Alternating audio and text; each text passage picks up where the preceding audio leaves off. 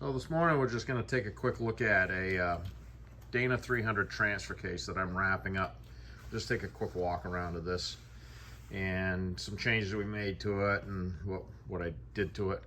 And this is part of a project that's been a frequent flyer here on way back on videos like 35 and 36.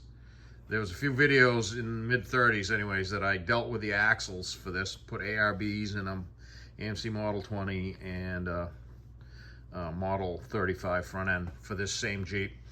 And then on video 236 was the wrap up of building a skid plate and cross member and a spring shackle reverse swap for the same Jeep chassis. I had the whole chassis at this point. So now I got the transfer case, and he wanted to go through the transfer case for the same reasons that we went through the axles, because somewhere in his Jeep's history it had been submerged on a beach for a period of time.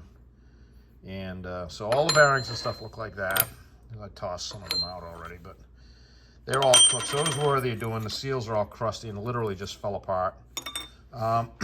So took it all apart. This yoke here I'd put on there before, but he wanted to do a twin stick conversion. So what we did. So it's all new bearings and seals inside. Reran the gears, changed the shift shafts, and we got the advanced adapter kit for the twin stick conversion. And so basically this left-hand shifter now gives you high and low and neutral.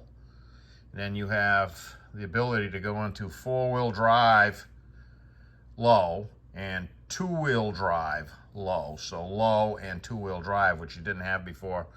And like on the Model 18s and Model 20 transfer cases, that's been a conversion for a long time. And these 300s too. And that's cool for just trail riding. So you can put the thing in low and just pop it in and out of four-wheel drive as you need it.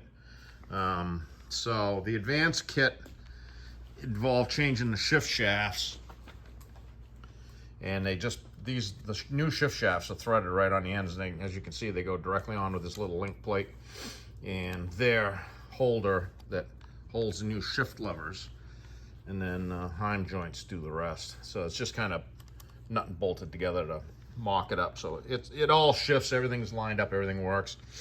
It was a crown bearing kit and seal kit that he got. I would avoid the set screws and the springs in that kit. The kit was good. I didn't like the looks of these springs, and I read around on the internet a little bit about these, and they're pretty cheesy, a little wimpy compared to the OE springs that I put back in with the new balls, the new detent balls. The shift shafts, it was worthy of changing them because they were pretty corroded out where the seal lives. Plus, it just adapts to a positive straight-on connection there, and so that's a win. So and I like the looks of the original springs much better than I did that, the old finger spring test, and I didn't like that. So basically high and low as before, four-wheel drive, but low in two-wheel drive is the big gain here. So, and obviously it's renewed. So I got to put the rear cover on, or the bottom cover on this. And yeah, there's an assembly plug I made to hold all the needles for the idler gear, and it's 1.25 inch center pin. So I just made this as the length of the idler gear. I just turned it out of plastic and I made it 5,000 small, so I go through the cases, but it would keep the needles and the spacers organized, all the individual needles organized as I was putting the gear up in there, so they wouldn't go wonky and go all over the place.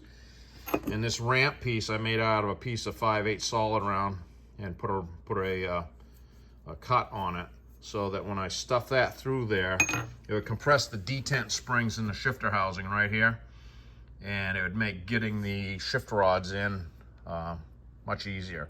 It just literally pushed them down, and I pushed this out with those as I was pushing in the new shift rods.